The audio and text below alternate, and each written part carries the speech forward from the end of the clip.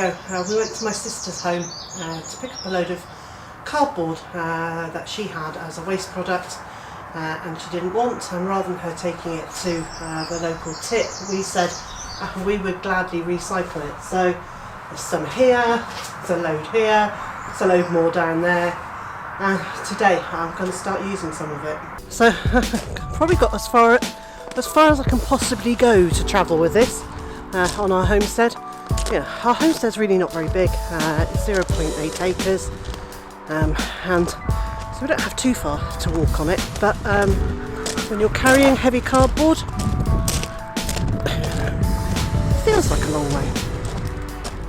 So my plan is to create a raised bed, create the next raised bed at the far end of the garden where the raspberries are and some of our soft fruit. I'll get down there and I'll show you.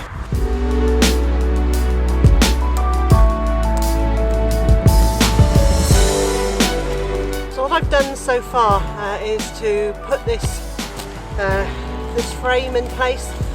This is made from fascia boards from a conservatory which we were given by a local company that supplies these pieces of plastic to companies that make conservatories or install second double glazing. But these ones were faulty because the little holes in them, the ventilation holes, hadn't been cut correctly. Anyway, we were kindly given these, and I thought they would make a really good raised bed. So in the base of this there are a few trolley loads or barrow loads of the muckings out from the duck house, which I've just tipped in here. And then I've put down a layer of our feed sacks.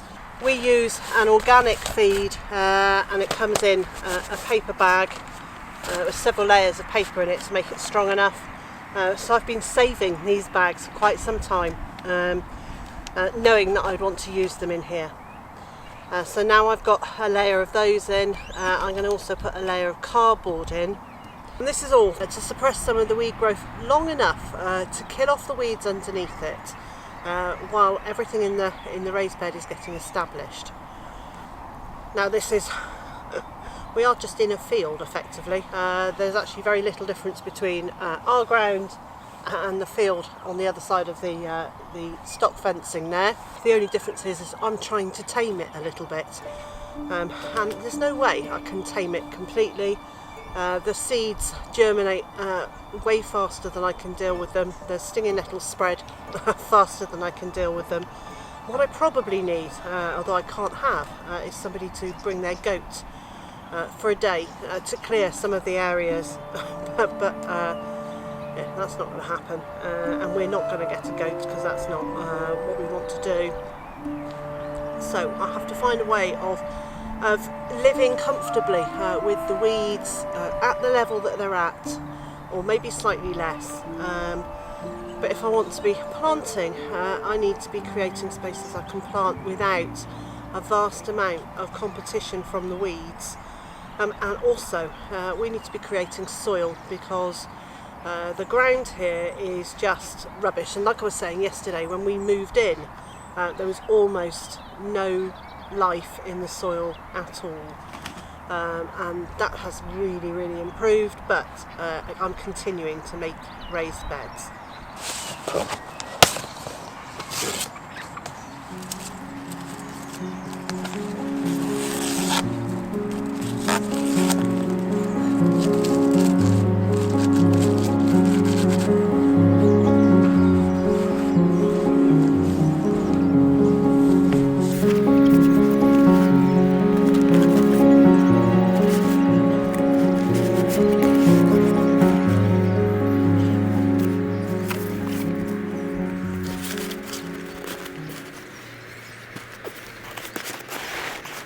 Well, that's great news because 2 lengths of the cardboard goes the length of this bed.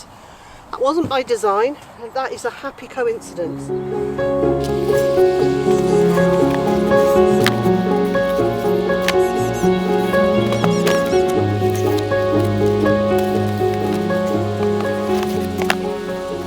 In the centre of this bed is a gooseberry plant. which I planted last year, not knowing that I was going to put a raised bed here. And I'm in two minds as whether to lift it and replant it at the higher heights that the new level of soil is going to be, or whether to leave it. Because I think if I leave it and put compost all around it so it's just got the tips showing through, it will root and become actually a much stronger plant, and it will become more open. It will grow up and out, allowing more air to circulate in the middle, which is good for it, and it will give it much more roots and more chance to feed, and therefore making a stronger plant. I think that's probably what I'm going to do.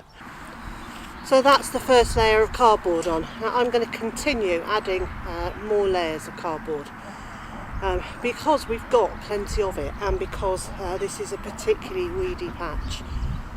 So I'm going to probably do another 2 layers of cardboard, which will make the layer of cardboard in reality probably about 1.5 inches thick, if that. But then there are wood chips going on top of this, and I'm not going to be planting an awful lot in it immediately. This is about getting a bed ready and prepared, and giving it time to rest and to settle before we use it. Somewhere back here I want to be planting our asparagus, I think. I still haven't quite worked out where that's going to go. Part of me says pop it up here so it's out of the way, and another part of me says put it at the front end of the vegetable garden near the raspberries and strawberries, possibly even in with the strawberries, because they're fine to be growing together.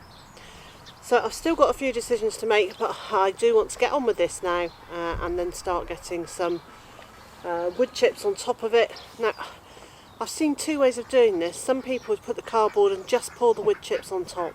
Other people put the cardboard down and wet the cardboard and then put wood chips on top.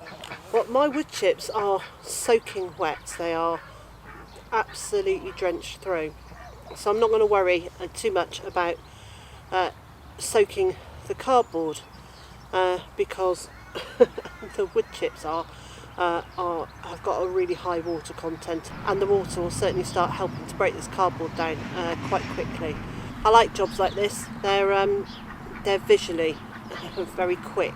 They're not necessarily hugely quick to do. You can cover a large area in quite a short amount of time. It's starting to get quite warm now.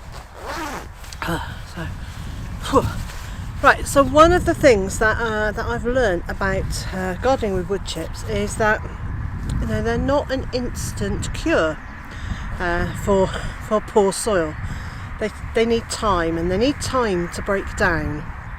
As I'm going to get the next lot of wood chips, I can hear that one of the chicks has got a problem. So I'm just going to go across and see what that problem is. That could just be it can't see one of the others. It could be it's feeling lonely. Might be something else. And as so often happens, their preferred water container was empty. There are 4 other water containers that they could drink out of, but that particular one was empty, so that constituted a crisis. And Big White's at it right now. Hello, Whitey. Are you alright, lovely? Come and say hello.